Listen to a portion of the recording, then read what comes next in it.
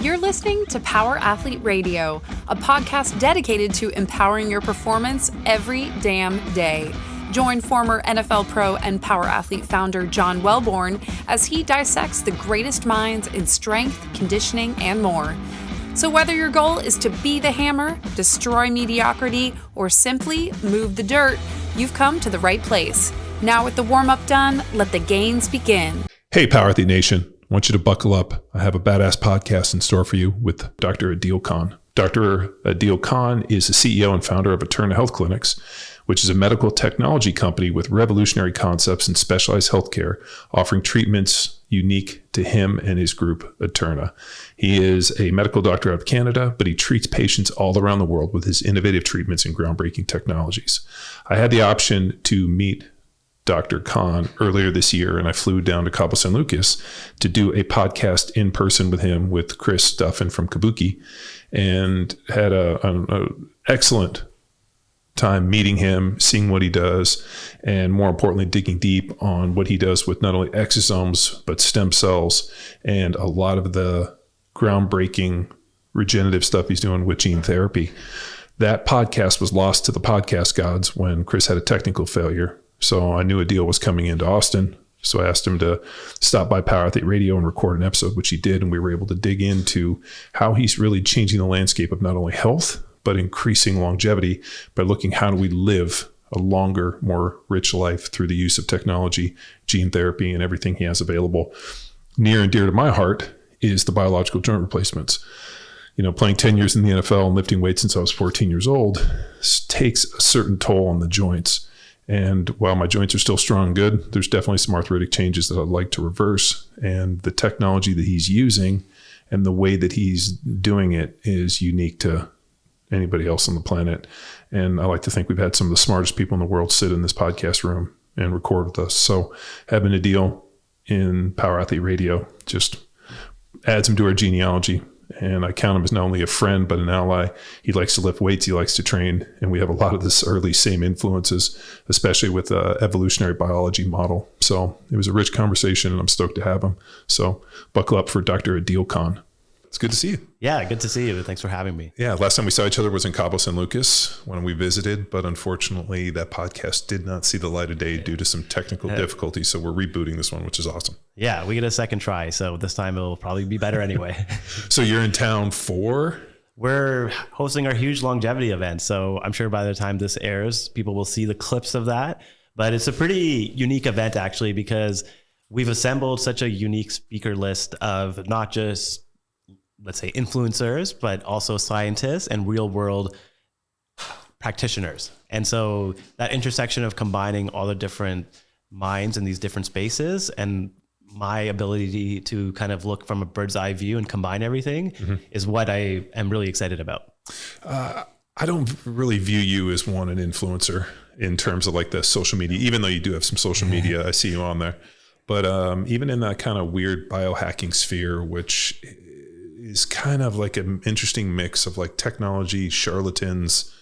I'm never sure. I mean, we've had people on the podcast that have talked about red light and, you know, cold plunges and saunas. I mean, you know, hyperbaric chambers. And so we've kind of looked at the things that I think have the most kind of mileage. And I think that with the biohacking sphere, it feels like every day there's something new that's going to change. And I just don't ever think it moves much of the needle. No, a lot of it is about marketing and getting people's attention. But unfortunately, if you're a scientist and you do amazing work, but you don't have the marketing channels to show people your work, people won't know about it. So to me, it was always a necessary evil, so to speak, to be able to get the message across, because a lot of the work we're doing isn't just myself. Obviously, there's brilliant scientists I'm working with who are innovating and making these breakthrough technologies, but the word isn't being spread as it should be. So I'm the one trying to use and leverage the people who have these big platforms so I can tell more people about these gene edited stem cells or about the gene therapies and all these new cutting edge technologies. Where did it start? I mean, I know on the podcast last time we talked a little bit about, I remember the first time I heard anything about stem cells, it was in relation to PRP, and it was about 20 years ago, 2004. Dr. Incledon calls me on the phone and says, hey, there's this new technology called PRP. it's going to revolutionize the world. It's going to heal this and everything. And we went and had it done, and it was kind of lackluster. I mean, it worked a little bit, I think, but it wasn't what we were necessarily expecting. And then it was stem cells and this, and it feels like we're marching towards this, but all of the results were kind of lackluster, but that's not the case. It did take a good couple decades to get to a point where these treatments can be more efficacious and be standardized. So for people who don't know, PRP is basically where we take your blood, we centrifuge it, and then we concentrate the platelets, and those platelets act like little medications in the sense that they send signals to regenerate tissue and to reduce inflammation. So hence the name platelet-rich plasma, because they're rich in platelets. But the problem is it's only using your own blood and concentrating those platelets. It's so there's so much variability. So you take a 20-year-old versus a 70-year-old, you're obviously going to have different what's called cytokine profiles, which is how much growth factors are in there, how many anti-inflammatory signals are in there. And this variability is the biggest issue to date still with regenerative medicine, which is standardization. Mm-hmm. And so we are getting better and better at standardizing because of engineering cells, which we'll talk about in a second. But PRP, there was a lot of excitement because it was kind of the first, I would say, widespread regenerative medicine intervention. But it turns out now that we have 20 years of data, we know where it's efficacious. It works well for an acute muscle or tendon injury and getting you back on the field. It's great for that. But anything chronic or degenerative, that's not really going to solve the problem. And chronic degenerative issues are the bane of modern existence, whether that's osteoarthritis or neurodegenerative conditions, or pretty much majority of what plagues our medical system. So that's why stem cells are so promising, because they actually fight degeneration. And they're not only for self-renewal, which means they can renew and turn into different types of tissue, they're also signaling molecules which help to modulate or change the environment of that degenerative process. And that's why they can have long-term effects. And so back in 2000, and way back, I guess in 20 years ago, they would have probably just been starting to use stem cells, and they didn't really know the nuances or even how they worked, to be honest. Even now we kind of know how they work, but not completely. Really? Yeah. And so actually there's a paper that just came out a couple of weeks ago, and it elucidated that one of the mechanisms of how mesenchymal stem cells work is actually through mitophagy and helping with mitochondrial health. So there might be actually something called mitochondrial transfer that the mesenchymal stem cells do, and then they help to get rid of old dysfunctional mitochondria. And then in addition to that, there's the immunomodulation effect. So when I try to simplify this from looking at it from a big perspective, if you look at two of the biggest drivers of aging and dysfunction, it has to do with oxidative stress, which is related to the mitochondria, and chronic inflammation, which is obviously related to the immune system. And those are two things that stem cells help to target. Now, the biggest issue is, how are you manufacturing those stem cells? How are you dosing them? And how are you preparing the body so that they'll actually have the intended effect? And those are the things we're working on and trying to really combine all these different modalities to ensure that people get consistently good results. Why are stem cells so dangerous? I mean, the U.S. government came in and it was like cultured stem cells outside the body, and they started putting all these regulations in place.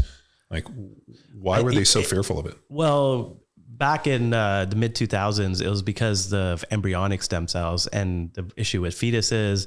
And then also with embryonic stem cells, you have the issue of potentially tumors because they're embryonic in nature, which means they have too much stemness. Essentially, they can turn into tumors or teratomas, which is like a cancer-like growth in your body. And so there's a lot of, I would say, regression in terms of progress, but that was halted kind of the innovation. And then we realized that there was something called mesenchymal stem cells. We knew that from before, but how to isolate them and how to culture expand them. Mesenchymal stem cells are not like embryonic in the sense that they only have a finite ability to differentiate. So they're not going to be able to keep on growing into tumors or cancer. So they can only grow so much and then they stop. And the mesenchymal stem cells are also a lot more accessible. You can get them from your bone marrow, from your fat, from dental pulp, from even use it from menstrual blood. Like there's all these different places you can get it. And of course there's umbilical cord tissue or blood that you can get it from as well. And so mesenchymal stem cells started to take off because of their ease of access. And then because of their safety profile. And when it comes to the regulation here, unfortunately, it never really caught up to the fact that, hey, we're using mesenchymal stem cells, which have over 1,000 studies now, and we know there's a good safety profile. So why are they still not allowed here? In my opinion, it has more to do with politics. And I always use the example of Japan, because Japan is such a innovative country when it comes to not just medicine, but everything, cleanliness, food. They just do everything well. Well, as we talked about before, it's the only place I've ever been, or I can't say not the only place, but one of the handful of places I've ever traveled to where I thought if I just packed up, I could live here tomorrow for the rest of my life. Yeah. Like the cleanliness, the food, one, like how respectful people were about personal space and this. I mean, it was like there was like no crime. I like accidentally left like the equivalent of 50 cents on like a tray when the lady brought me. I picked up the dollars or the bills and left like the change, and the lady chased me 3 blocks to try to give me this money back. Like imagine this like older lady in a full kimono with like the socks and the wooden clogs chasing me down the street to give me 50 cents. It was probably one of the coolest places I've ever been. Yeah. It's just, amazing. Yeah. And they've approved culture expanded stem cells for about 10 years, and they have a regulatory framework for regulating regenerative medicine. So instead of taking the stance the FDA has, which is essentially just not allowing them, they've created a framework where they say, okay, this is how you can do it, and this is how we can provide them in a safe manner. And so instead of just making this blanket statement that they're not safe, it's saying, okay, this is how we can use them in a safe and effective way. And so I think that's the kind of step that we need to take to create a regulatory framework as opposed to just banning them. So it's not that they're not safe. They can be dangerous if used incorrectly. So meaning if you're using the wrong type of stem cells. That's why using the word stem cell I don't like in general, because if you Google right now and go like stem cell clinic in the US, you'll find like thousands of them. Wow. And it's such a sleazy, almost like marketplace. And so I always never really wanted to get involved in the space, but at the end of the day, it has so much promise and there is potential, but then you have to be careful because there is so many charlatans in regenerative medicine. And the reality is in the US, people are offering something called committed progenitor cells, which is from your fat or from your bone marrow, and they're just spinning it down and they're injecting it. Those aren't stem cells. Progenitor cells, meaning they can only go into certain cell lines, and they're mainly just anti-inflammatory signals. They're not really regenerative molecules. And so it's such a misnomer, but so many doctors were saying, oh yeah, you're getting a stem cell injection. It's like, no, you're not. You have to isolate those mesenchymal stem cells, and then you have to culture expand them, and then you have to give them in the right dosing for them to actually be efficacious. So that process takes weeks, and that process is illegal in the US still, unless it's under clinical trial or IND or something like that. So anyone offering you stem cells is not offering you real stem cells. And if you're saying that they're offering you stem cells, they don't know what they're talking about. So you want to question who you're going to when it comes to that stuff. Well, I've had that done twice. So I went down and saw Dr. Parita in Miami, friend of Tom's, and he tapped my hip and pulled out the marrow and spun it down and injected it back. Yeah. And I'm not saying it can't be helpful. I'm just saying the vernacular and the nomenclature is important because it confuses people. Yeah. Because then they're like, oh, I got a stem cell injection. It's like, no, you got a bone marrow aspirate, which is fine. And that still reduces inflammation, and it can still work well for tendon muscle tears and help with arthritis temporarily. So it's not a bad thing. It's just not the same thing as culture expanded stem cells. Okay. What about like when, you go outside the country, like I know there's clinics in Tijuana and there's South America has all these different clinics, and they're going in and culturing stem cells into, version after version after version, which I've always felt like is like the movie, Multiplicity. I don't know if you ever saw that one where like the original copy was pretty good, but the copy was just kind of a mess. It's so true. And, but there's some really technology. That's a great analogy because the problem is it's called replicative stress. So if you grow the stem cells too many times, the copies of the copies get worse and worse over time. So this is something I learned in Asia where they're limiting their passages to 3. So passages is how many times do you change the cell culture flask and change the medium basically.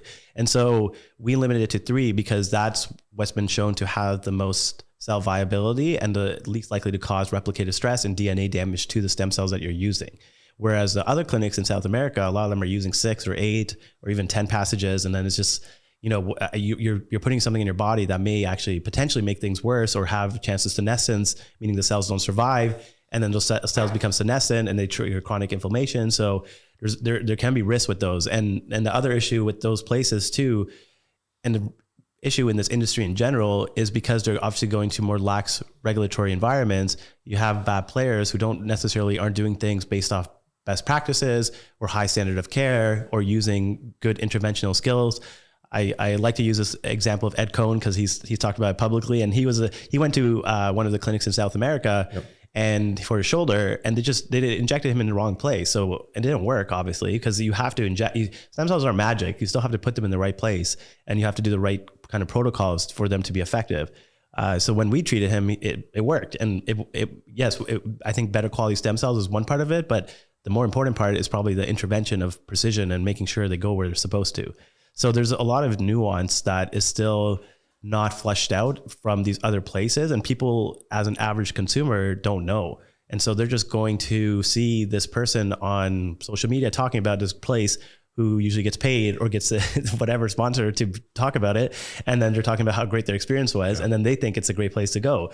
And so that's why I'm trying to obviously go and raise awareness about, hey, no, if you're going to do stem cells, try to do it with someone who's actively doing scientific research and also trying to push the field forward. If they're just purely on the business side, as these clinics are, then that's their agenda. Is business. It's not science. I'm not saying we're not a business. Obviously we still are, but we are actively using all our profits for science and research and development and trying to innovate and trying to move this field forward. I mean, is there an agenda to try to save the world or heal the world? My agenda is to eradicate chronic disease, because I believe everyone has a right to health. And I think with cell and gene therapy, that's going to be possible one day. It sounds crazy, but if you can reprogram your cells and then you can prevent a lot of, we already know 80% of chronic diseases are preventable with just exercise and lifestyle and nutrition. That's already documented. Yeah. Well, I was going to say, we almost need to create like a framework that people can work from. Where does this regenerative fit? I mean, obviously we talk about the low hanging fruit of and where we also connected is on that idea of an ancestral model. So eating, like we talked about with returning to a, ancestral diet, or at least what your, genes are kind of more designed for. So eating a good diet, sleeping, lifting weights, training. I mean, those are kind of just covering the bases, trying to carry as much muscle as possible. Where does the regenerative piece come in? Like, if these things happen, we can fix this. Yeah, no, I think it comes in. Honestly, the biggest reason to do these treatments is to allow you to keep doing those things, because a lot of people, as they age, they get too tired, or they have chronic pain, or maybe they have mental health issues, and there's something stopping them from living a healthy lifestyle. And obviously there's circumstances, but a lot of times it can be physical or mental. And those are things, we have interventions that are designed to basically get them back to living that lifestyle. And the whole point of doing these treatments, when we use the word anti-aging, I don't like the context of like... I don't like the word anti-aging. Yeah, I don't either. Yeah, exactly. I dislike it very much. Yeah. And even longevity, but it's like everyone's using those words. And now, then you're like, oh, and we're doing this longevity conference. Yeah. And like, it's like we were talking in the car. I used the word durability, and you were talking about resilience, which are very identical words. Like, I'm trying to make people like not anti-aging. I want people to be more durable, stronger versions of themselves. Exactly. And that's what I like more too, is how do we build the resiliency in your body so you can maintain lifting heavy weights as long as possible. That's what it's more about than as opposed to like these abstract ideas of activating AMPK pathway or something with fasting or something like that's not very concrete, because it's about what actually translates into meaningful clinical outcomes. And we know the best proxy for mortality is strength and muscle. So the goal is always I always think of that as my principle when I'm doing these anti-aging interventions. I don't know what else to call it. So it's like, but it's not to, and that's a big problem with a lot of these, with sauna, cold plunges. I'm not saying they're not helpful, but people are just talking about like activating like heat shock proteins and, these very mechanistic things. But what does that translate into in real world applicability? And unless it's actually making your body healthier from that fundamental root cause perspective, then I don't really know what it's doing for you, at least in order of operations. Like if there's people who are doing sauna multiple times per week, but they can't even squat their own body weight. Well, so it's like, what are you doing? I couch these things in two camps, active and passive. So you need to be able to do a mix of both, right? So I view sauna as very passive, right? Like a light bed's passive, a cold plunge is passive. You're getting in there and you're just basically changing your environment. Getting on a bike, running, lifting weights, doing something that's physical is active. So there has to be a balance of both of those. And I think the easiest thing to sell are passive. Like, hey, exactly. I want you to get this big tub full of cold water. You got to get in for 3 minutes. And next thing you know, the plunge is doing 100 million in, 60, which is like blew me away that the earnings were that there's that many people that are willing to invest somewhere between $4,000 and $7,000 into a bathtub that I can go down to Tractor Supply and get. I mean, I get that the water's bitching and like, I'm not, casting stones on it, but like the research is all over the place. I mean, there was a whole bunch of stuff that just came out that talked about cold plunge post workout. Yeah. How it can inhibit exactly. Blunts all hypertrophy and protein synthesis, not just immediately, but over the course of like 72 hours. Yeah. So that's why this whole paradigm is so confusing to me, because people are getting, and it's confusing to the average person because they're looking at all these like hacks, but they don't have the foundations in place. So we got to get the foundation first, and then you can build on that with all these other things. And that's where, to answer your question, that's where regenerative therapies come in for optimizing your health or building resiliency. Like if we're going to do the gene therapies, cell therapies, the FMT, which are transplanting new microbes, because gut dysbiosis is a hallmark of aging as well. If we're going to do these treatments, it's in the context of someone who's already living a healthy lifestyle. 99% of my patients are like that, I would say, who've already optimized everything from the passive and active, as you're saying, and now they're looking for what else can I do? Sure. So it's definitely not for the person who's not even lifting or doesn't know how to eat minimally processed foods and all that other basic stuff. Now, there's obviously another population of people who are suffering with chronic illnesses and they're falling through the cracks of the medical system, meaning they've gone to multiple specialists, they're being told that there isn't a solution for their problem, or they're just being put on medication and not being given a definitive like root cause treatment. So that's where we're coming in with what I like to call interventional functional medicine, so to speak, where we're actually doing cell, gene therapies, peptides, and other modalities to actually reprogram or re-educate their body so they can build that resiliency or even go into remission with whatever chronic illness that they may have. So what I find fascinating is most people tend to focus on just one aspect, like osteoarthritis or like organs or this. I mean, you've looked at the body as a whole. Yeah, and that's why people are confused as to. So it's fucking awesome. Like I'm not saying that because we're friends and I think you're a cool cat, which I do, but it's fucking rad. So as a professional athlete, former professional athlete and somebody that still trains, I look at everything very holistic, right? There's sleep, there's diet, there's training, there's what we do, both heavy and both, replication of speed and plyometrics and jump. I mean, I look at this thing as like this holistic model of training. Like it's not just one thing, it's one piece in a grand scale. And what I really loved about, your approach is you're looking at like, all right, like what's the dysfunction? Your knee's messed up. Let's figure out this piece. If organ function's messed up here, let's look at this. Let's look at autoimmune, the vagus nerve stuff we were talking about in terms of parasympathetic and sympathetic nervous system. So now you're asking people to relax in gene therapy. I mean, you're looking at like a Star Trek. And it's like what you said earlier, it's about the lowest hanging fruit, because the nervous system, the immune system are two of the lowest hanging fruit in terms of interventions that we can make a meaningful difference on. And they're tied to so many different chronic diseases. And that's why as a traditional doctor, it's hard for traditional doctors to understand, because our system's fragmented, right? It's like you see a neurologist, you see a gastroenterologist.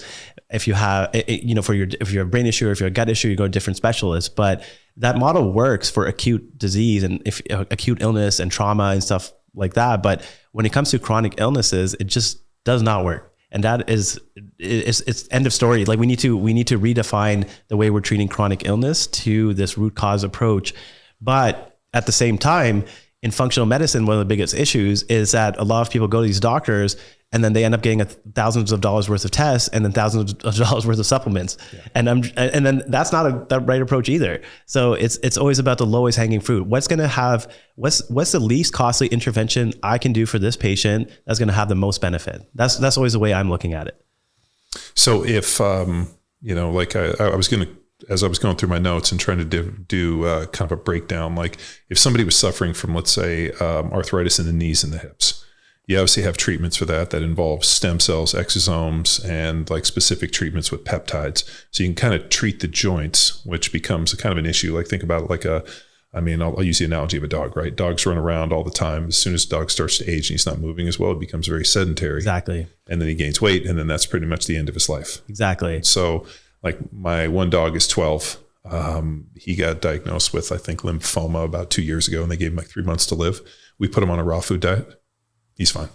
Wow. He's lived another 2 years. Tail wags. I mean, he's getting old and he's still fine, but like he still runs around. I mean, they were like, we just took him in. They're like, there's no reason this dog should be alive. Wow. And they're like, what did you do? I'm like, well, we started giving him a raw food diet, and That's amazing. all of a sudden everything changed. We're working on animal. We can give I give the false stand to my dogs.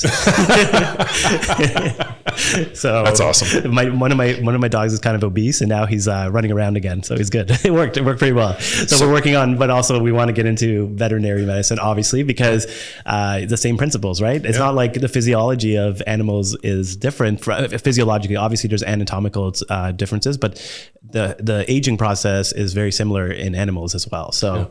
So we can basically use the same treatments, and I think that's and it's crazy though to me how impactful think about how impactful just a nutritional intervention can be, and then if you take it to the next level with cell, gene, and microbes and all this other stuff, how impactful can that be, right? And that to me is the thing that why I don't understand more people, more doctors seeing the light, so to speak. Well, with that, I mean, that goes back to that Dr. Michael Rose, what we were talking about, and where he talked about, about the age of 40, you have to return back to your ancestral diet. And all of a sudden my dog, we had fed him kind of a standard, mix of kibble and this. And I was like, well, let's go back to his ancestral diet. Let's just feed him raw food. And all of a sudden now he is 12 years old and he's outlived. I mean, all the pit bulls have made it between 10 and 11. He's far exceeded all of them. And, every day tail wag, happy to be around. Yeah, that's awesome. And I like, it's just such a great metaphor for us, but you have treatments to treat not only like the joints and the joint surfaces. Yeah, right. So we treat think of the joint as an organ. And so we're treating the whole organ. The organ is not just the joint itself, but the subchondral bone. The subchondral bone is the bone where the cartilage, which is the cushiony stuff, the bone underneath that. And so that bone also gets damaged with advanced osteoarthritis, and you get something called bone edema. So we actually drill into the bone as well and inject exosomes and stem cells into there. And now what we're doing is when we inject into the joint, we use something called a hydrogel scaffold. So that embeds the stem cells and allows for more engraftment and regeneration of cartilage. And then there's results showing that even without the scaffold, it can last for 10 plus years in terms of longevity of results. But we're hoping with the hydrogel approach, and hopefully be a permanent solution.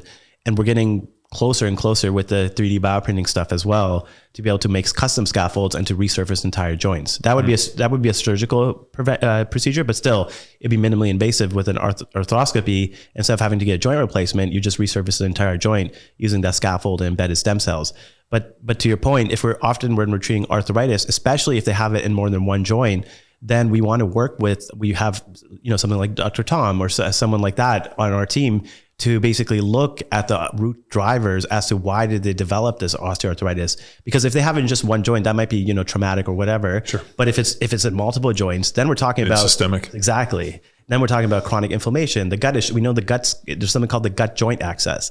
So the gut communicates with the joint as well, meaning there's something called lipopolysaccharides, which can translocate and that can cause chronic inflammation. And then obviously gut dysbiosis, which is the imbalance of bacteria, is linked to it as well. And so you can't just look at it as an isolated problem at that point. Then you have to look at it, okay, yes, we're going to treat your joint, but then we also have to get your body in the state so that this doesn't keep happening or to other joints as you go down. And that's obviously the approach we take with autoimmune conditions too. And that's why I think it's hard for, if you have something like, I think with autoimmune conditions in general, there's more similarities than there is differences. So there's a lot of overlap in the underlying root drivers as to why they happen. So, okay, moving up. So we've got knees, we've got hips. What about the spine? I mean, is the spine very similar within the joints of like the knees and the hips and the ankles? And the spine's a bit more complicated because you don't just have the joints. Like you do have something called facet joints, which allows you to rotate. And those facet joints can get arthritic. But you also have discs, which act like a cushion or a shock absorber throughout your whole spine. And then you also have ligaments around there, and then you have muscles, and then you have nerves.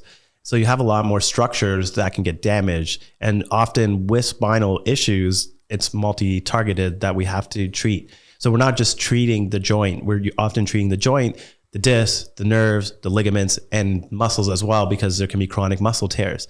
And this is really based off diagnostic imaging that we do with ultrasound and look at the spine to see where there's damage, and then obviously correlate that with MRI.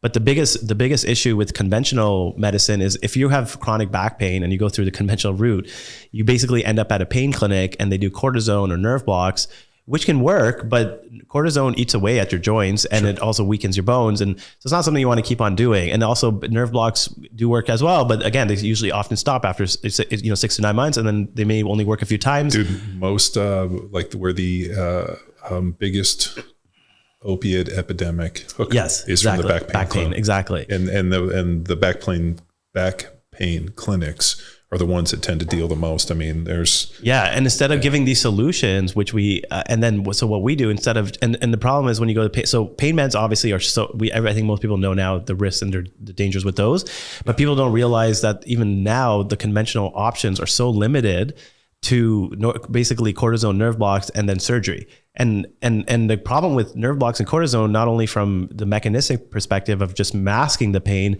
is that they're not really taking a holistic approach. They're just looking at one pain generator, right? They're putting the nerve block into the joint or cortisone into the nerve, but there can be multiple pain generators. So when we do our procedures, we're treating all the multiple pain generators, and that's the main advantage with regenerative medicine. You don't just treat. You don't just have to be limited to one structure, because you're not injecting something toxic, because the cortisone is toxic. So you're not going to put it into the joint, the disc, the nerves, everything. Yeah, no, dexamethasone is terrible in the joints. Yeah. And, like I've met people that have had 100 cortisone shots in a joint, and they ask me, and I'm like, 0. I've never had cortisone put in a joint. Well, I'm surprised you were able to avoid that, because as a football player, they used to do it to people routine. Like they're just be like, yeah, take this and go. Well, so for some reason, and I don't know why, like how it is in my wiring, pain has never been like something's hurt, but it's never short circuited. I think some people like pain stops them, and the body does like a short circuit where it can't function. For some reason, like the pain, like wiring for me, it hurts, but it never causes dysfunction. So like, hey, this hurts bad, but I can still do everything I want to do. I just know it hurts. And then I just have to deal with the pain. So I think for a lot of guys, the pain was a limiting factor. For me, it was almost like just like annoying music in the background. Right. And I knew that at some point, like if something was really messed up, like if I tore my hip flexor or I blew my patellar tendon, like something strategically like catastrophic would happen that would prevent me from doing stuff.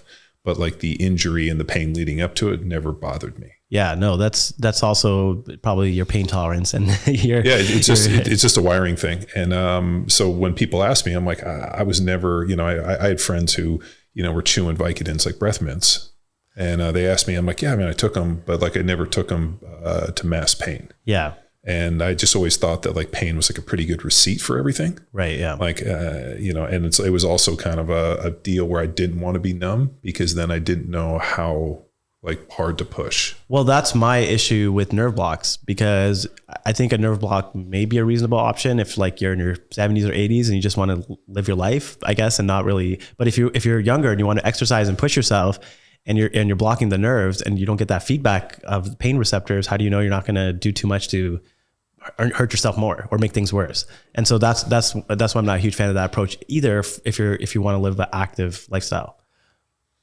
Okay, so we got hips, and then obviously neck is another one, which is similar to spine, and then shoulders kind of fit within like the framework of knees and hips. And hips. So that's like all your orthopedic type stuff.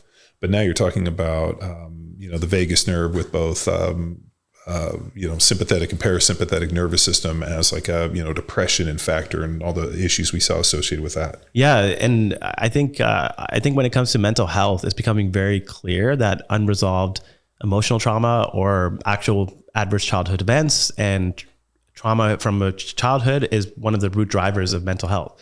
And that, whether it's conscious or unconscious, a lot of that stays in your body. The Body Keeps the Score is a great book that talks about that. And so it's basically your nervous system keeps the score. And so your nervous system becomes dysfunctional. And what does that mean? That means your nervous system is sending not only pro-inflammatory signals, but you become in this hyper aroused state, which means that it's easy for your body to become irritable. It's hard. It may be hard to sleep. You may be anxious. You may be depressed. And a lot of people obviously have actual PTSD where they may have nightmares because they're ex-military or whatever it may be. And so so how do we rewire the nervous system to send the right signals? So that's kind of the question that we're asking. And so the way we do it, as you said, the vagus nerve is kind of an entryway or gateway into the parasympathetic or relaxation system. And so we want to regulate or promote that system to work better. And so what we're injecting into there is a mixture of exosomes and peptides. Exosomes are just cytokines and signals that help to reduce inflammation. And then peptides help with reprogramming the nerves as well. So it's called modulation. It's not like anesthetic where it just blocks it.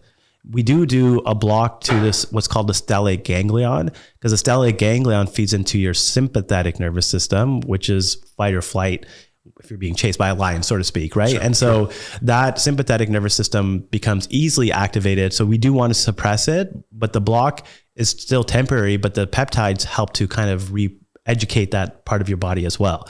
So when you use that combinatory approach of exosomes and peptides, it's reprogramming or re-educating your body so it doesn't respond to non-threatening stimuli in an over-stimulatory way.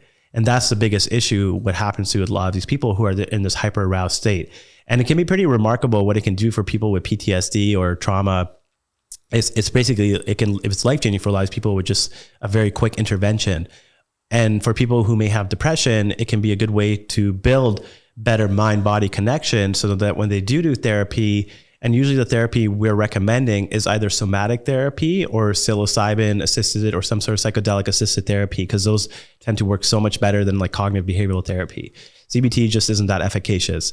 And so, or the other one, it's like, or based, a lot of that therapy that they do is based in childhood. It's also working through childhood experiences and stuff like that. So that's what a lot of that psychedelic assisted therapy tries to do. But if your body's too much in a hyper aroused state, sometimes you can't even do the therapy. So the vagus nerve, that procedure can kind of get you ready for that too, in a sense. So that's how we're using it. And it's been pretty incredible to see how many people it's helped. And to the point where we're trying to get it covered for them, because we've done it for so many military guys up in Canada, and we've had so many people it's literally saved them from medically assisted dying and suicidal ideation and all sorts of issues. So I think it's going to become probably the most popular procedure of ours. Well, if it hasn't already, I think it already has. Wow. because there's also young girls we do for, who have anxiety and panic attacks, and they're just, and meds don't work well for that stuff. And then therapy. And why the fuck do you want to take them? Exactly. Yeah.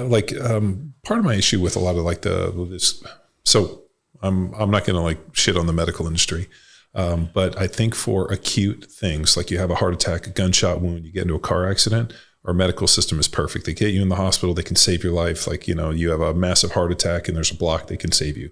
Gunshot wound, I want to go to the hospital. But where we've really failed is in this kind of chronic managed care where now all of a sudden somebody has an issue that looks like what's going to look over time. And a lot of times it's like, hey, we're going to give you these meds, but there's never a solution to come off the meds. Yeah. It's just, hey, this one, it's getting it worse. Okay, great. Now try this one. And we're going to try this mix. And they're always talking about creating this right profile that'll somehow balance you out. And I think that's completely backwards. I'm like, there's never been a solution. And I remember, with the painkillers or in the NFL or these, I always asked them, what are we trying to do here? What happens when we run out of these? Is the pain gone? What's the solution to fix this? And they were like, well, if there's no pain, don't take them. If you're still in pain, come back and get more painkillers. And I just remember being like, this is so broken. Yeah. I mean, it's good for you to question that stuff, especially back then, because there wasn't that awareness. But I've always been a conscientious objector. Yeah. So do you remember in Vietnam, they had those guys that were conscientious objectors? They're I'm going to go, but I'm against this. Yeah. So I'm not saying I'm not going, but I'm going in with I think everything's bullshit, but I'm still going to go in the fight. Right. Yeah. So as an NFL player, you would listen to this stuff and I just would always kind of look around and be like, dude, this doesn't sound weird to you guys? And then I realized that not everybody was a conscientious objector. No, it's and that's a good way to put it. I think a lot of medical doctors are not conscientious objectors. They go with what they're told and what they're taught, and they think that's everything that they need to know, and then that's kind of what they keep on go with for the rest of their careers. And the reality is the ongoing education for most physicians is based off industry sponsored or either guidelines that they're following, and that's where they get their information from, or from industry sponsored talks. I remember when I used to work in just a general practice clinic, we would have a pharma rep come every week to update doctors on the latest drugs, and that's how they got their education, and that's how they kept up to date on what's happening in medicine. So it's such a weird way to keep up to date on knowledge when you're just getting your information from someone who obviously has ties and who has a vested interest in you prescribing these drugs. Exactly. So you're not going. And is it really medicine, or is it just like advanced pharmacology? No, that's all it is. That's literally all it is. And so there's no real understanding of basics of how the body works and how to treat it from a root cause perspective. And to be honest, the system's designed in a way so people don't have the time to do that anyway. Yeah. So it's the whole system is designed to keep feeding itself with this broken model because it pays the right people, the insurance makers, and the big pharmaceutical companies, the people who are making the money off this. They want to keep it this way because they're the ones who benefit the most. It's not like doctors are making a ton of money off of it. It's those people. So I think and that's why it's so important for physicians to come together and say, hey, this is not okay anymore, and changing that model. And it has to be, and unfortunately, because you're fighting against a big institution, the only solution I see is that we have to become a big institution. And so that's the reason why I'm so determined to do all the biotech stuff that we're doing, as maybe that's a good way for you to talk about the follistatin that you had. But I have been in this conversation, and I know this is, we connected on this for over 20 years. Because I remember when, Tom Incledon and I have been friends for over 20 years. And I remember, he did my blood work every year, has done my supplements. When I got sick in Kansas City, he was the one that found it was toxic mold and helped me get back. So for all Tom's shenanigans and funny sense of humor, he's always been like the ace in the hole for me. Yeah. And, Rob Wolf and Doc Parsley and these guys are just like, I don't always think I'm the smartest dude. I tend to have the coolest network of friends. And, the one thing that was really fascinating, especially when you and I were talking earlier about not only what you're doing at Eterna, but the investment into technology with specialized stem cells. So I think a lot of times, and the reason the stem cells failed was, one, we didn't understand the exosomes. They just thought it was genetic garbage. Let's just wash the DNA out. And then we realized that the RNA, this is how the exosomes are, how these stem cells talk to each other. Yeah. So adding those back in was important. So I think that was a massive one. But really doing specialized stem cells where now you're able to go in and culture the stem cell to be specific instead of hoping that they'll get where they need to go. You're actually working within the technology piece to make sure that these things are designed to do what they're supposed to do. Yeah. So this is called synthetic biology. So it's basically engineering cells to do exactly what we want. And the first generation, as you were saying, is more what's based off the secretome. The secretome is essentially the microRNAs and the signals that are being sent by the mesenchymal stem cells. And that can still help to reduce inflammation and may have a minor regenerative effect for something like osteoarthritis, but mainly it's just anti-inflammatory. So if we want true regeneration, there's a simple way to remember it. It's cells, signals, and scaffold. So cells, signals, and scaffolds. So the cells that we're going to use are engineered to differentiate into cartilage or into brain neurons or into beta islet cells for the pancreas, like different organ systems, because we want that specific cell line to differentiate, not only to actually engraft and regrow new tissue. So the best example of this that was shown recently, there's two, but the one was for Parkinson's disease and one was for type 1 diabetes. So what they do is they take a skin biopsy, which is a somatic cell, which is just like a regular adult cell, and they can reprogram it using what are called the Yamanaka factors, which is that Nobel Prize Japanese guy who's a brilliant guy somehow figured out how to basically induce what are called these pluripotent genes. And when you induce them into the somatic cells, it reprograms them back into a baby stem cell or embryonic stem cell state. And hence the name induced pluripotent stem cells, because it's inducing pluripotency by overexpressing these transcription factors. And then it silences at the same time, when you overexpress those transcription factors, it also silences the somatic gene. So it actually is reprogramming the cell. And when you reprogram it, then you have this baby naked stem cell, so to speak. It kind of still remembers where it came from, but it's still good enough that you can differentiate it into whatever you want now. And so you can turn that cell, what's called an iPSC, induced pluripotent stem cell, you can turn that iPSC into a dopamine producing neuron for Parkinson's, as they did in the trial that was published this year. And they regrew new dopamine producing neurons and had... So is there like almost like an area code, like a genetic code in such a way that we know that like, hey, this cell, this is this code, and if we program it with this, it'll become this? Yes, exactly. And so that programming is what there's so many, it's called, like a specific address for every cell in the body. Exactly. Yeah. Oh shit. So that's becoming pretty clear now. We can pretty much create almost like all the important cells, where cardiomyocytes and endothelial cells, renal progenitor cells, beta islet cells. Yeah, exactly. Yeah. So we can pretty much do all the important organ systems now. And so, but the key is not just getting them to differentiate, is how do we get them to survive? And and for example, beta islet cells need a lot of oxygen, and because it's a hypoxic environment. And so that's one of the issues, is how do we get them to survive? And I believe the trial that we're going to do is not only setting up the environment for success, as we talked about, making the immune system ready by treating the immune system with peptides, FMT, and all this stuff, but then by also ensuring that we have what are called hydrogels in those cells, so they're encapsulated and protected, and they can actually engraft. And then we're most likely the protocol we're going to do is going to be also with hyperbaric oxygen, because that can obviously help to promote an environment for cell survivability. But I think that's a missing piece currently in regenerative medicine, is because they're not trained in functional medicine, because they're just stem cell biologists. They're very looking at just cell therapy, but they're not looking at the whole body. So I'm taking both and trying to combine them so that the trial that we do hopefully will yield better results than what's been done so far. And our technology that we have for the iPSCs as well, and this is important, is that they're also a gene edit so that they don't grow into tumors, because iPSCs, because they're embryonic in nature, they can grow into tumors. So that study that was published for Parkinson's, for example, they don't have that gene edit. So there is a 1% chance or so that they could grow tumors. But obviously people are willing to take that risk for a cutting edge treatment. But for us, I want to obviously provide patients with the technology that isn't going to cause any harm. And so we have a technology built into it. It's called fail-safe. And basically, if the cells start growing uncontrollably, it has a kill switch. So it prevents them. It'll stop the replication process. Yeah, which is what, tetracycline?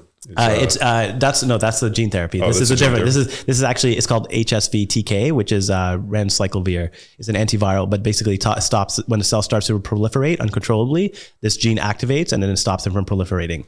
So for something like Parkinson's, would that vasal or the vagus nerve injections, would something like that with that can still be helpful, because and that's the thing, right? Like, look at Parkinson's from a root cause. There's mitochondrial dysfunction, there's nervous system dysfunction, there's even gut issues that we know. There's toxins. There's all these other things that are the root. Yes, you at the end of result, your substantia nigra and the dopamine producing neurons are dying, but what was the precedent or precedent or the root drivers as to what led to that? And we know neuroinflammation is part of that as well. So if you look at it from that perspective, then you start treating the whole body and you transplant new cells. Then I think we're talking in terms of actual permanent results. Well, the one, and we talked about this on the other podcast, and I've talked about it on my podcast and several other podcasts. I had shoulder surgery in 2019.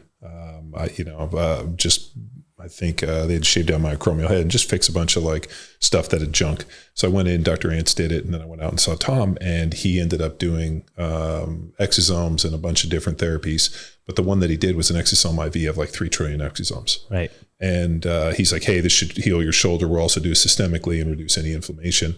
And this was probably 8 or 9 in the morning. And then we went to dinner that night at 5 or 6. After I got done, we lifted weights, had lunch, and then we went to dinner. And as I was sitting at dinner, I had this incredible kind of warm, almost buzzing in my hands and through my whole body. And I even said to Tom, I was like, has anybody ever told you that that stuff makes you buzz? I feel this warm buzzing feeling, I've had a drink. But we hadn't had a drink, which with Tom is it's just a matter of time. Tom likes to have a drink of wine. He's a big wine connoisseur. But I didn't have a drink because I was just more fascinated. How long does this last?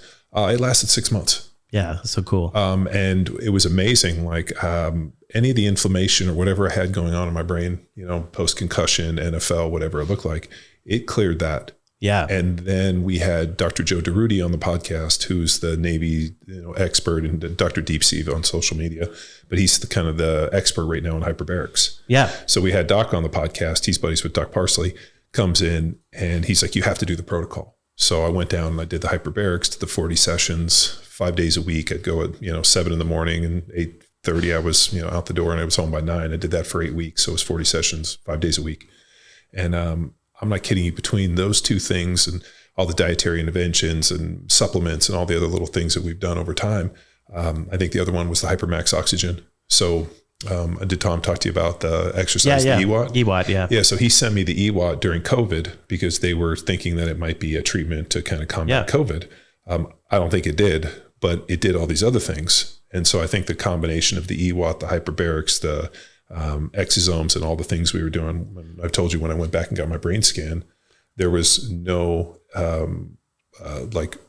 no history. I mean, they could not tell. Well, it was actually reversal of brain damage. Yeah. Well, it wasn't, it was not only reversal, but like there was no scarring. Yeah. There was no calcification, nothing in the brain in the mapping. Yeah. And then in the EEG, the spike was sharp. It had moved backwards, so it de-aged, and also was sharper and more efficient. Yeah. So in 10 years, I figured out how to not only remove all the brain damage, but make my brain more efficient and sharper. Exactly. And it was like to the point where like everybody was just kind of scratching your head.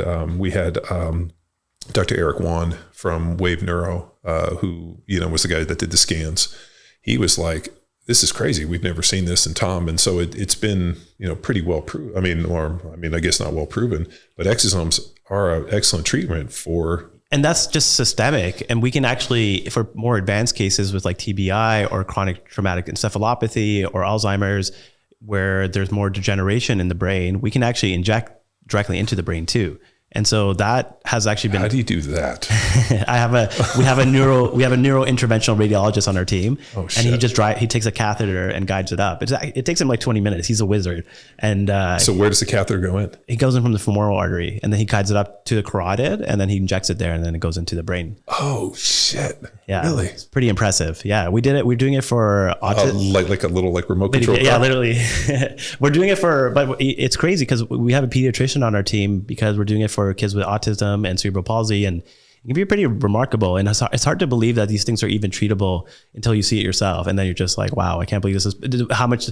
And that's why I talked to Norman Deutsch recently, and he's the guy who wrote the book The Brain That Heals Itself. Mm-hmm. And he talked all about neuroplasticity. Yeah. And this was before the era we're living in now with all these other modalities. Yeah. And so obviously the brain has this innate ability to heal. Yeah. We just have to give it the right signals and the tools, and that's where it comes. You gave it the right environment with hyperbaric, with everything else that you were doing, so that the regenerative therapies could work. I am so sold on hyperbarics. I actually had a conversation the other day with a guy, and he asked me, he's like, if you knew what hyperbarics could do, would you have had one while you were playing the NFL? I'm like, 100%. Yeah. The fact that every NFL player doesn't have a hyperbaric chamber in their house. Every NFL player should be doing IV exosomes every 6 months and hyperbarics. That's because of the brain issues. Like it should be a no, and some peptides as well. There's a few that could be helpful, but yeah. Two dives a week, right? So like over the course of like hitting your head, right? Like, so you see this like kind of neurodegeneration.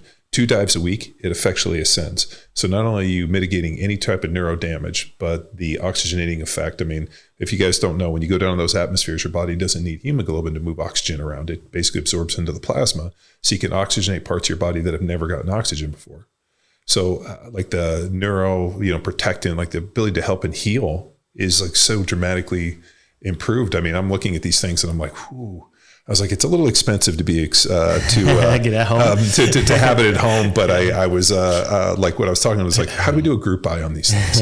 Because the AirPods, and I'm not an expert in this, but I know there are those. Have you seen those AirPods? It's like it's a stationary unit, and they're like 20 to 25,000. They're reasonable, I think, for. So they have to be hard chambers. It is a hard chamber. Oh, it's a hard chamber? Yeah, it's not a soft one. Yeah. Oh, okay. Yeah, no, the ones we were looking at, I think were like 140. Yeah, those are like the big bad boys. Yeah. But I think. So my client has one in his house. Well, of course he does. And so I was over there and I was looking at it and I was like, hey, you should really get a new one of these. Yeah. And then like, I'll come over more often. No, I'll be like, hey, I'll take this one off your hand. It's obviously used. Yeah. But like, it's a little bit different, like as a current player. And this is kind of something we were talking about. I was like, the fact that nobody's gone to the player association, and we'll probably do this at some point and be like, hey guys, here's the deal. And it's just so people know about exosomes too. We now have 2nd generation exosomes. I know. So I'm excited about those. I'm coming. Exactly. You got to come try them out. So the problem with exosomes, even though they're immunoprivileged, which means they have low HLA expression, HLA is an antigen, human leukocyte antigen. And basically, when you've probably heard of graft versus host disease, when people get bone marrow transplants and they cause rejection. So people always ask, can stem cells or exosomes cause rejection? No, they cannot, because the HLA expression is very low, but there is still a little bit of expression of HLA and also of something called MHC, which is major histocompatibility complex. And so the MHC and the HLA expression, even though there's a low expressions, it can still trigger an immune response, which means your immune system still clears up these cells and exosomes relatively quickly, to the point where they're probably gone in a few weeks. And this is based off animal data, because it hasn't been done in humans yet, but based off animal data, they've done maybe 4 to 6 weeks, they're gone. Exosomes even maybe quicker. And so if the exosomes are only there for let's say a couple weeks at most, and they're being cleared up and they're still having these amazing effects, imagine what they can do if they could actually be there longer. And that was my question. Why is it that I had such a dramatic effect? The dosing was right, obviously. And I think, but that is the effect that you should get from it. It's just, you got to find the right dose, which is the biggest issue, I think. And obviously he dosed it high enough so that you got that. And well, I always tell Tom, I'm not the dude that you fuck around with. I was like, his body weight dependent too. And that's the thing, right? And we usually dose them pretty high. And I do for a lot of NHL and NFL guys, for that reason. And, but what we're using now is we're using those iPSCs that we were talking about, and then we differentiate them into MSCs. So like mesenchymal stem cells, just like the one exosomes you had from umbilical cord tissue. But then we have a gene edit so that they're hypoimmune. And then, so they stick around longer. So that gene edit allows for better not survivability, because their exosomes don't have any cells, but better signaling, because they can be there for a longer period of time.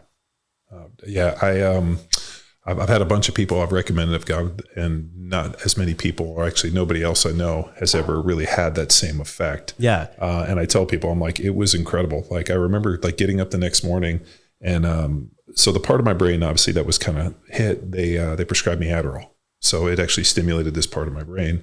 So they were like, hey, we'll give you a prescription for Adderall. If you feel a little off, or like something isn't right that day, just take like a little piece, like 5, their 20s, break them into a little bit of tiny ones.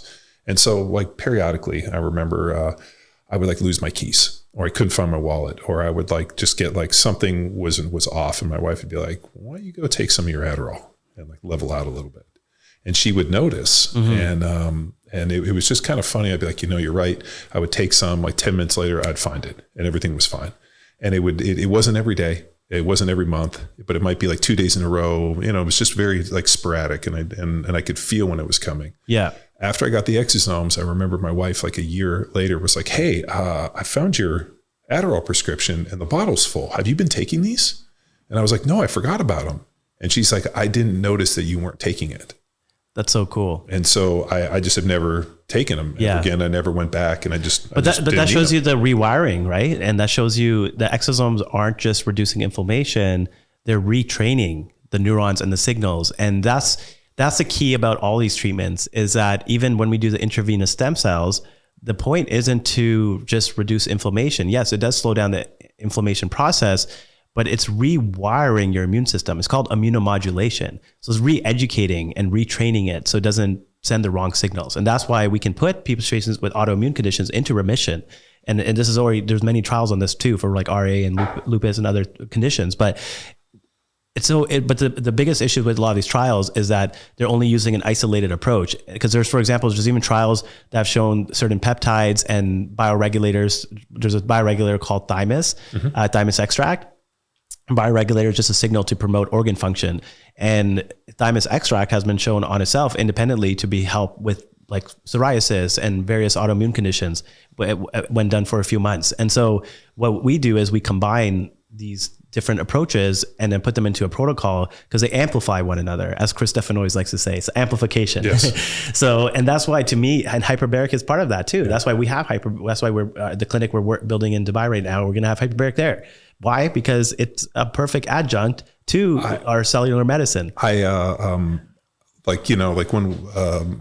Whenever I'd heard about hyperbarics, it was always like Michael Jackson, or it was like this weird thing. Terrell Owens had a hyperbaric chamber. So, because Michael Jackson obviously was a little bit different, T.O.'s kind of crazy. So like, it was kind of always this like, oh, those guys are crazy. They sleep in like oxygen chambers. Yeah. So it wasn't until we had Dr. Joe on the podcast and he went through like the history and what it's done and the effects. And like, you're like, how have we not known about this? Exactly. Why isn't this everywhere? Well, and what's wild is they did, like he said, our first, like medical written piece about it was like in the 1600s.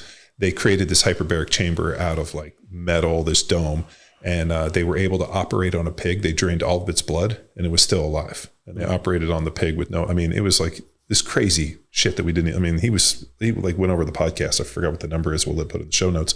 But he's like, we've had this technology for a long time. We've just never really ever put it at the forefront. And he goes, and it's amazing to me. So it's, it's scary when you start digging into the history, how many amazing medical interventions get suppressed, and you start to wonder why. And it's not pretty. So. Yeah. Well, is it always because these things are very active? Like when you need to find a chamber, and it's easier just to hand somebody a pill, and that's something that it's economics, right? And what's going to make more money for. Well, look at all these like Ozempic and what are they, these glut-4s? Yeah. Like we've been on people about exercising and doing this, and now you can just take this shot and like weight seems to be falling off. But the only problem is when you see these people, they look like they flesh bags. I like see these Hollywood people on Ozempic, I'm like, oh shit, they don't look so good. No, and you're metabolically not improving and you're losing muscle. And so to me, it's and that's why I think the peptide gene therapy platform that we're using, I think is at least a way to protect your body from losing muscle, right? And that's the big thing. All right, so let's get into these gene therapies. So the one that Minicircle and you've done is foliostatin, which is the one that you gave me down in Cabo, but there's other ones. Yes, tell us how you're feeling on it. Okay, well, I made a mistake. I should have gone in and done some form of in-body or DEXA scan before I had, but recently I went and visited a doctor that I actually met at Gabrielle Lyon's or Lyonsdale, Dr. Tran. And when we were in there, she's working with one of my clients. He asked me to go talk to her. She asked me, she's like, hey, I got an in-body. Do you want to jump on? And I was like, sure, let's get on. I've never done an in-body, but I know they're about 98% as effective as a DEXA. So there's a great carryover. And I have DEXAs, we do them at least once a year, if not twice a year. So I stepped on, I was 280 pounds, which I haven't been 280 in a long time. I usually weigh between 268 and 272, pretty on the nose. I was 240 pounds of lean body mass, which put me at 14.5% body fat. And I was like 136 pounds of just muscle. And her head exploded because one, she's never seen anybody anywhere near 133 pounds of muscle, but nobody with 240 pounds of lean body mass.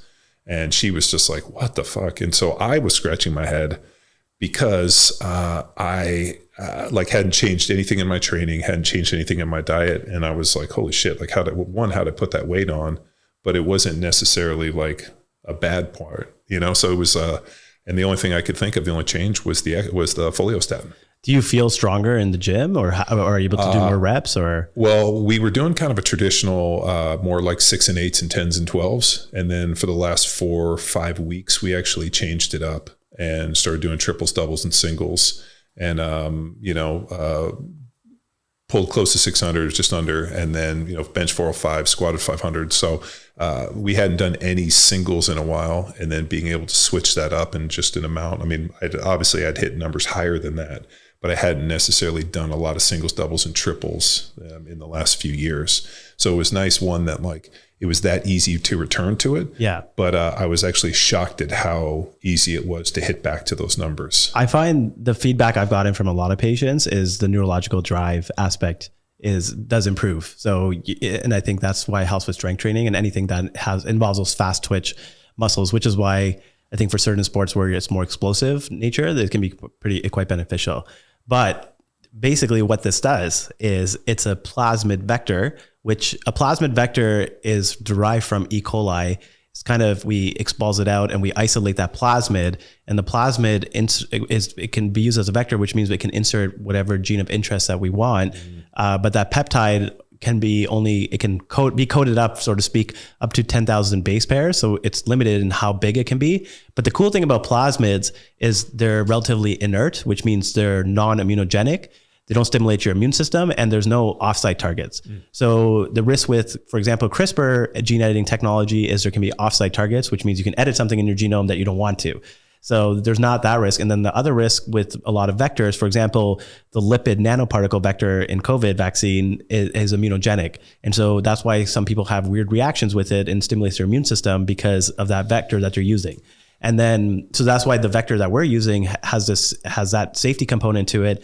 And then the other safety component is that it's reversible because it comes from E. coli. You can just take tetracycline and it's a kill switch. So let's just say for whatever reason, you don't like how you feel on it, you can just take that antibiotic and it'll 100% of the time get it out and kill it. So talk to me. I mean, obviously myostatin's kind of the break, and I'm sure most people have heard about myostatin, especially with like the Belgian blue bulls, which are, these bulls that were bred missing the myostatin gene, and myostatin's kind of the brake of the car.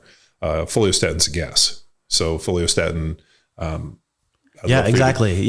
So it's called, it's antagonistic, and putting the gas into brake analogy is perfect because the higher your follistatin, the lower your myostatin, and that you're taking off the brake so you can put on more muscle easier. But I think more importantly for the average person, it's going to be very anti-catabolic. So meaning if you're trying to lose weight, you're not going to just lose muscle and fat, you're going to lose just fat. And we saw that with the DEXA scans that we did in this trial, where people preserved their muscle, even if they're not necessarily doing the weight training or eating enough protein. So there's definitely an effect that it has on that muscle preservation, which is so important if you're trying to lose weight. And then on the other hand, if you're trying to gain weight, it makes it easier to put on muscle. And so I call it a body recomposition tool because it essentially helps with either it can simultaneously help you to lose fat and gain muscle, which is really unique. And then the other thing it does is it activates FOXO3 pathway. And so FOXO3 is a pathway that reduces systemic inflammation. It can upregulate T regulatory cells, which are probably the most important immune cells in terms of immunotolerance and preventing autoimmunity, and also what's called immunosenescence, which is just like your other rest of your body ages, your immune system also ages, and these cells can become dysfunctional over time. So it can help with that as well. So that's why we saw really dramatic epigenetic age reductions, which means your biological clock or your intrinsic biological aging, how fast, yes, you have a chronological age, but how fast are you aging on the inside? And that's still debatable if these clocks are super accurate. What are those clocks? I always hear about like the tail of the gene, which is telomeres, like the telomere lengths. But telomere is just one. So the clocks are essentially now getting more and more sophisticated because there's now 12 hallmarks of aging. So telomere attrition, which is the shortening of the caps as the cells divide, is only one of them. And so there's 11 other hallmarks: gut dysbiosis, mitochondrial dysfunction, chronic inflammation, genomic instability, macroautophagy, all of them, but I'm not going to list all of them. But basically the point is there's these 12 hallmarks that govern as to why our cells age and why our body gets older. And so if we can measure those hallmarks, then it can give us an indication of how your body's aging. And so that's kind of what the tests are trying to do. But they look at something called methylation, which is specifically at the DNA level, how many epigenetic changes are occurring over time and based off these different hallmarks. And so the company that we're working with now, or looking to work with, they just came out, it's called Generation Lab. They're a group from Harvard, but the reason their technology is really unique is because they look at something called biological noise, which is more like looking at entropy over time of your organ systems. And they can look at 10 different organ systems. So it's pretty cool. So I think there's still definitely debate on whether or not these clocks are even accurate or how reproducible they are. But the reason I like using them, if anything, is just for seeing how much of a difference can we make if we're using the same test over time. Because at least we know that there's reproducibility from that test if we use the same test to track data. So it's like the DEXA scan or the BOD-POD doesn't have to be accurate. It just has to be accurate over time. Exactly. When we look at a retest. I mean, I'm always fascinated whenever they talk about these clocks. Has anybody ever accurately predicted somebody's death? Because I mean, think about it. Like if you were like, based upon this, you have another week, and the guy like 7 days later croaks. I think insurance companies probably have the most data when it comes to that stuff. Yeah, those actuary deal. Well, I mean, the one determining factor when you look at those actuary, how long people live is muscle. Yeah. So old people fall and they break something, and then they go bedridden and they start losing muscle. I know when my dad got sick with cancer. He was, he had a tumor in his liver, and it was pumping out cirrhosis, and like the fluid was filling his chest cavity. Yeah. So we were having to do a paracentesis and drain his chest cavity. So then they were weighing the fluid, and you're like, okay, that's protein and how much fluid it is. And I kind of went back and I almost did like an analysis of like how much he was taking each day, and because they did it once a week. And I was like, and then we saw what he was losing in weight each week. Right. Kind of do this like math equation, and it was within a day, he passed away. Jeez, yeah. And, and he got misdiagnosed. He was going to the doctor, and they told him he had bronchitis because he had fluid on his lungs, and he had an ulcer, which was the tumor in his stomach and then the one in the liver. And they just misdiagnosed him for months. Wow. And then he finally went to Dr. Tom, and Dr. Tom's like, this isn't an ulcer, and this isn't bronchitis. This is, and Dr. Tom, for those who know, isn't even an oncologist. Not to discredit, I'm just saying, he just shows you how your designation does not matter. Yeah. It's more about just the person, honestly. Yeah. Well, I think he looked at his blood work and he was like, how did they miss this? This is stage 4 cancer. Yeah. And it's such but that just epitomizes the problem with our medical system, where they're giving so much attention to these institutions and to these people who have a bunch of letters after their name, but they aren't always the best clinicians or practitioners. And this is really highlighted with Harvard, who their dean recently resigned, and one of the presidents too, because there's more and more fake results that are coming out from Harvard and that are being found. And then that's Harvard, which is considered a top institution. Yeah. So imagine how many other fake results and skewed results there are. And there's obviously negative, like a lot of negative trials don't get published.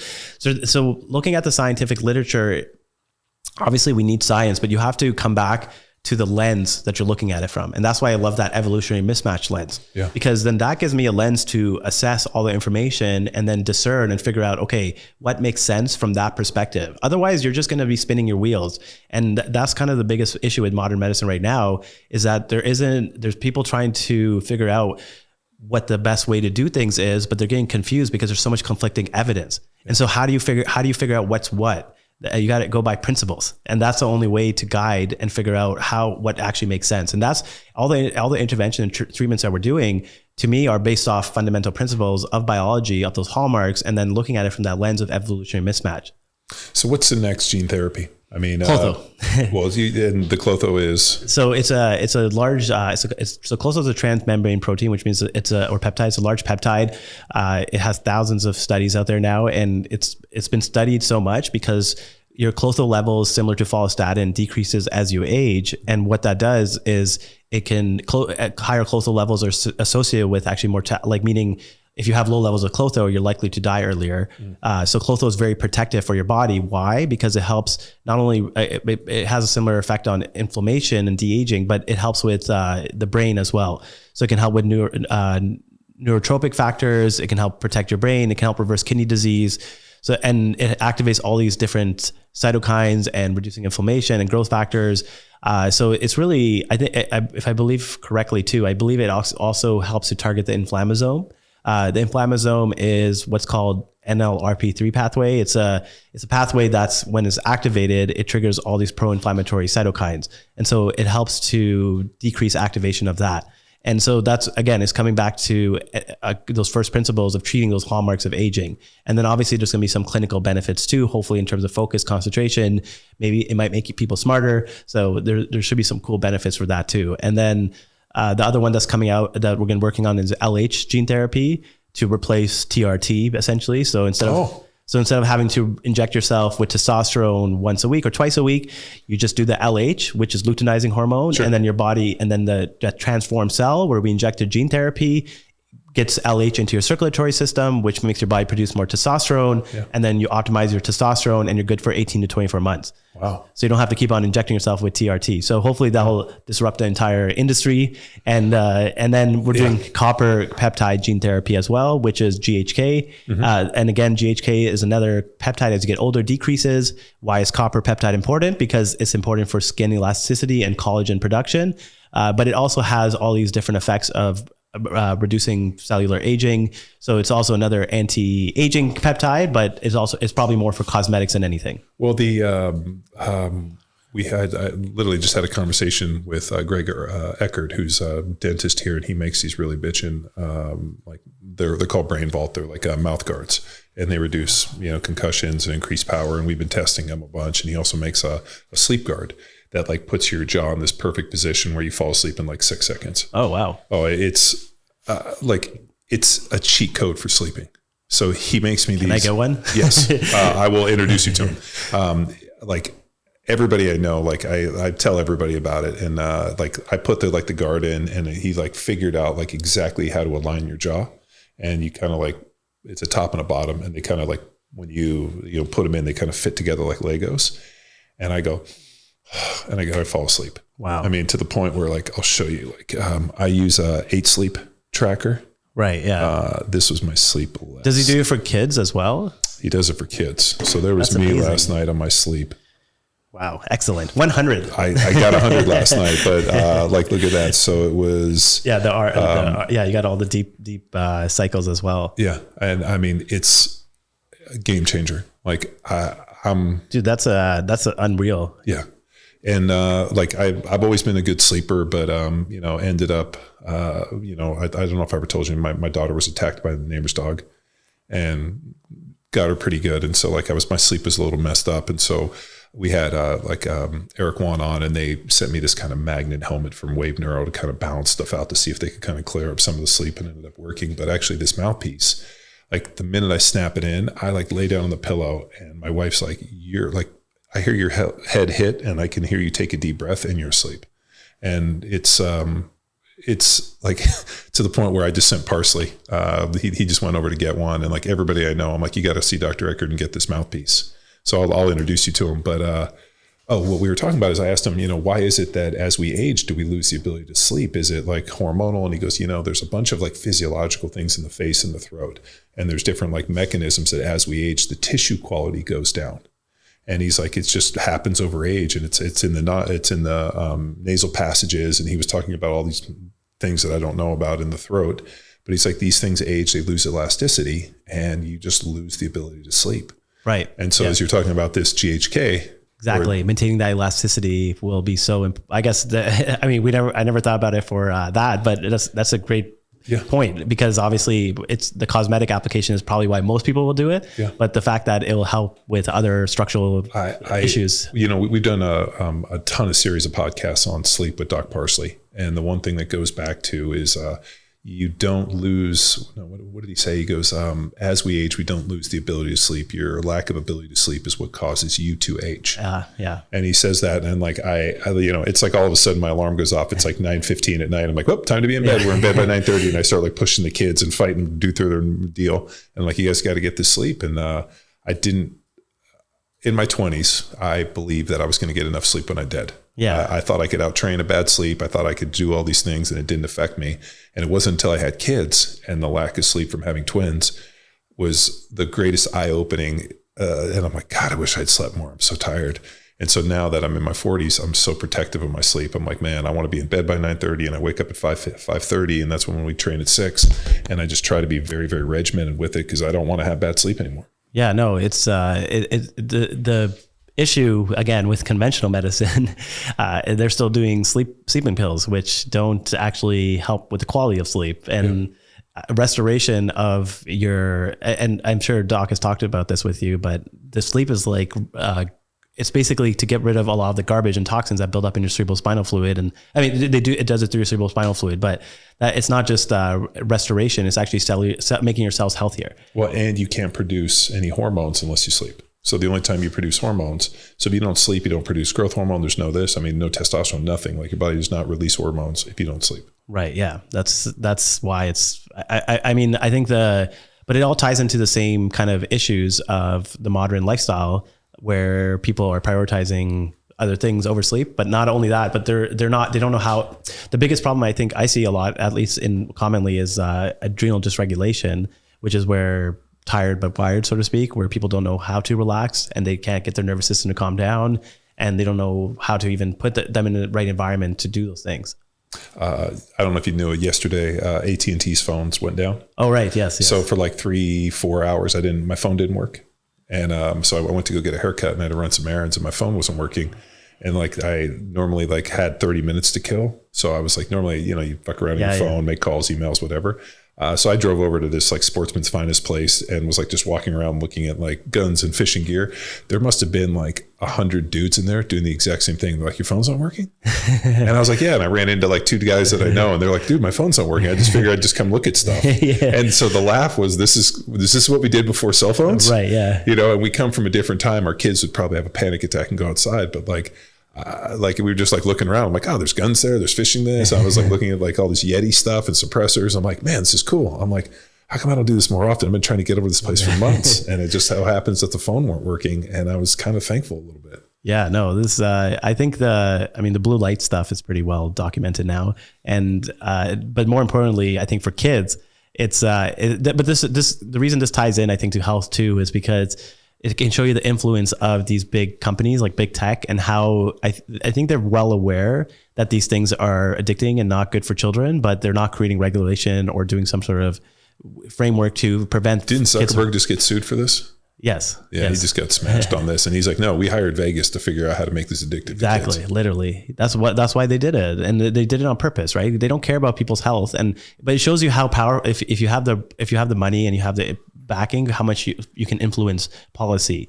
And big pharma and the circulatory kind of revolving door that they kind of have between big pharma, FDA, CDC, and a lot of the ex-execs working in those places where they regulate stuff. That's why a lot of these cell and gene therapies aren't taking off as quickly as they should here, because the reality is to get a lot of them, you have to travel outside of US. Yeah. And I don't see that changing anytime soon. And so the only solution I see is for us to become like a big institution. So then we can hopefully influence policy. I'm there.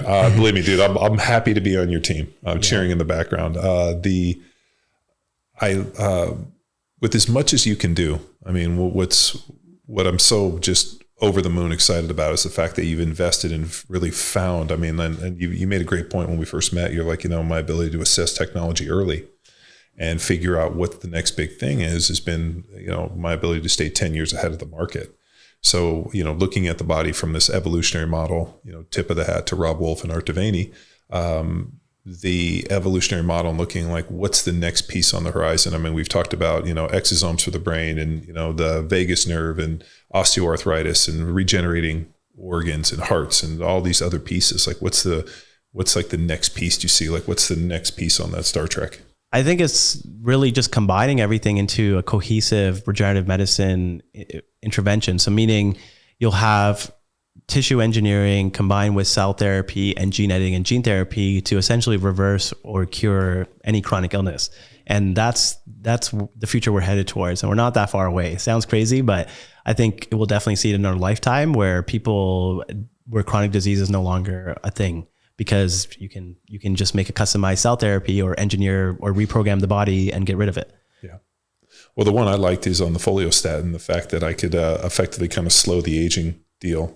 And, I told you, like every 18 months, I'm going to be there to get it just to see how long we can last. No, exactly. And we're going to keep adding, right? So next time when you come, you'll get clotho, you'll get follistatin, you can do the LH as well. You can do copper. You'll have 4 gene therapies.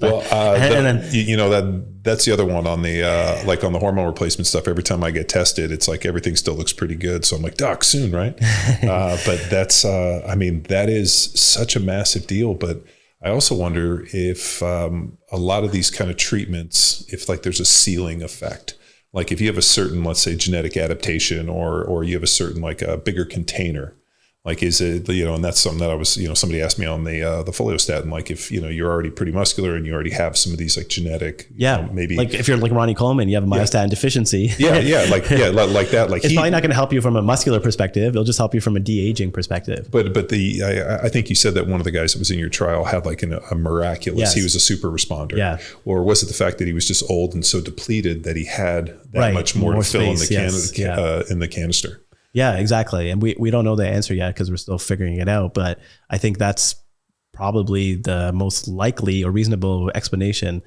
But that doesn't mean that even if for example, there's women, for example, who are afraid of putting on more muscle, you still have to be in a calorie surplus and you still have to train to put on muscle. So I don't think it's not. Don't you love when people are like, cause I've met a bunch of women like this. Oh, I can't even touch a weight. I'm just going to pack on so much muscle. Like Ronnie Coleman. I'm like, I've been fucking banging weights for 40 years for 30 years. And I've never, every ounce of muscle I've fought for tooth and nail. And I've never met anybody that just, other than maybe Ronnie Coleman, just naturally puts it on like they're looking at a weight. Like it doesn't happen through osmosis. No, exactly. And even with follistatin, it's not going to be, you still have to have that stimulus.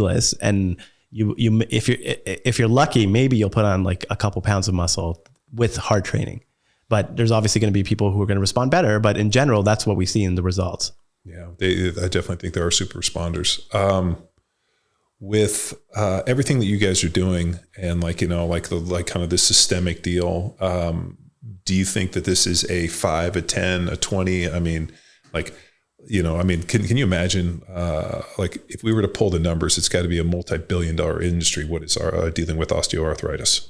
Yeah. I mean, you're talking about market disruption because you're talking about, fixing autoimmune disease. You're talking about fixing, I guess you could say, arthritis is an autoimmune disease. Yeah, it is to a certain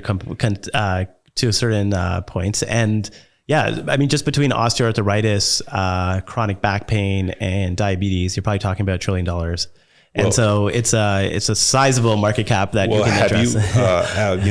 Having a son's type 1, if you look at the financial investment of having a type 1 over a course of like 25 years, from like needles, from insulin, from testing, from endocrinologists and this, it's like millions upon millions of dollars. Right. It's like tens of millions of dollars for one patient. And to be able to like pluck that kid out of that system. That system is so powerful. No, I'm excited, Doc. That's amazing. Yeah, no, it's a bright future. And I think that's really what I want to paint for people, is that this stuff is all on the horizon, and we're actively doing it, and it's only going to get more sophisticated and better with time. So hopefully it gives hope to people out there who are suffering, and also gives hope to people that there is a brighter medicine ahead of us, similar to how electric vehicles had to disrupt the oil industry. This is going to be us disrupting the traditional medical industry.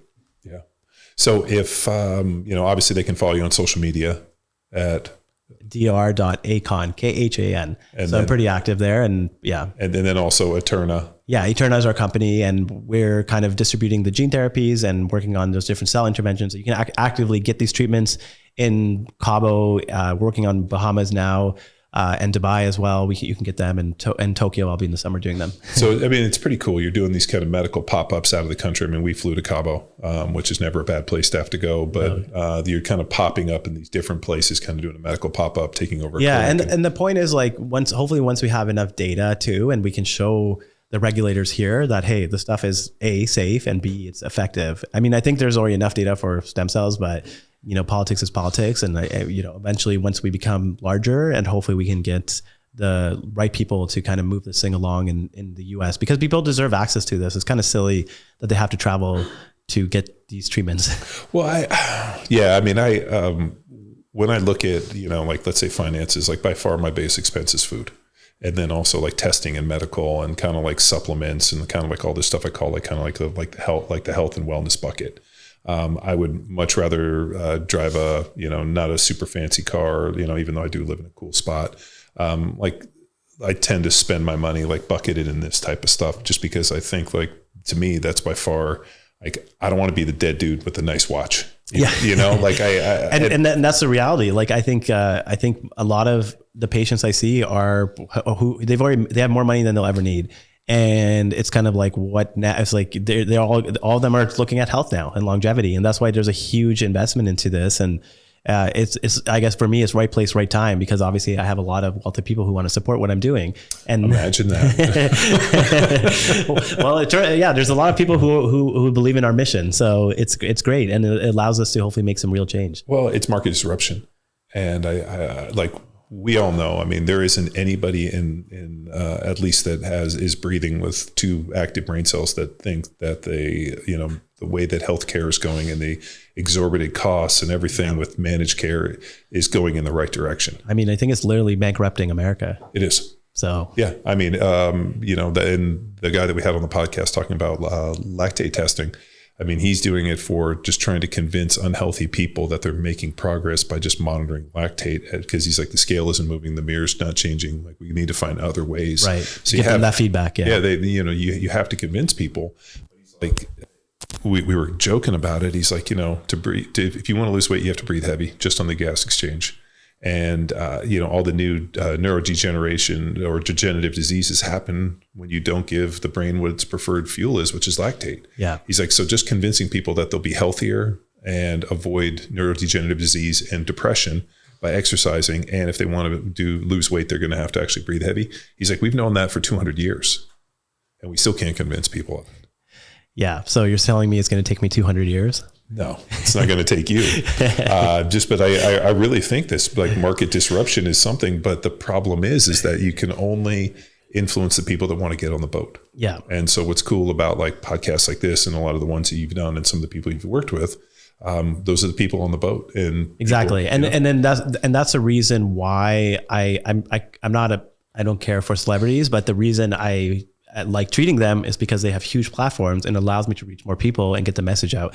And especially when you have someone who's super high profile willing to promote you, it just lends more credibility to the average person and gets more attention. Yeah. So, well, I mean, really the basis of this podcast has always been battle the bullshit. Yeah. And to be able to put a spotlight and have, intellectually intelligent conversations and deep conversations with people that are trying to make a change and that are just not trying to play into the status quo and the bullshit in this. And, it's something within that like biohacking kind of sphere I'm always a little like apprehensive on, because I'm like, is the light bed really going to be the move? Yeah. Is that going to move the needle for the average person? Yeah. Is somebody going to go who's extremely unfit, on the verge of health, if all of a sudden they get in and they go 3 minutes of cold water immersion, is that going to move the needle for them? No. And not more than just regular exercise, lifting weights, monitoring your calories, trying to eat a more stop eating Twinkies first, and then lift some heavy weights, and then figure it out. Yeah, go from there. So all of these things are like, how far do they move the needle? And it's like 0.01%, and the cumulative effects maybe 1% when this is all the low hanging fruit. But what you're talking about is so exciting for me, because I'm like, this is stuff that legitimately moves the needle for people that want to be the best version of themselves. Exactly. And that's exactly it. And I'm all about that, because I'm always wanting to make myself better. So I do these treatments all myself first, and then I share them with other people. Son of a bitch. Yeah. But you're a dad and you're a husband, and you're a son, brother, and all these things. And it's awesome, dude. I'm stoked to be on this ride with you. And dude, thank you so much for doing Power Athlete Radio. Cool. Thanks for having me. So tune in another episode. See you. Hey there, Power Athlete Nation. Big shout out to all the heavy hitters who stuck around till the final whistle. If you've been soaking in the knowledge bombs and epic tales we've been dropping for free, here's your chance to be a game changer. Swing by kofi.com/powerathlete and toss a few bucks our way to keep the podcast fueled and firing on all cylinders. That's ko-fi.com/powerathlete. Your support makes a difference. See ya.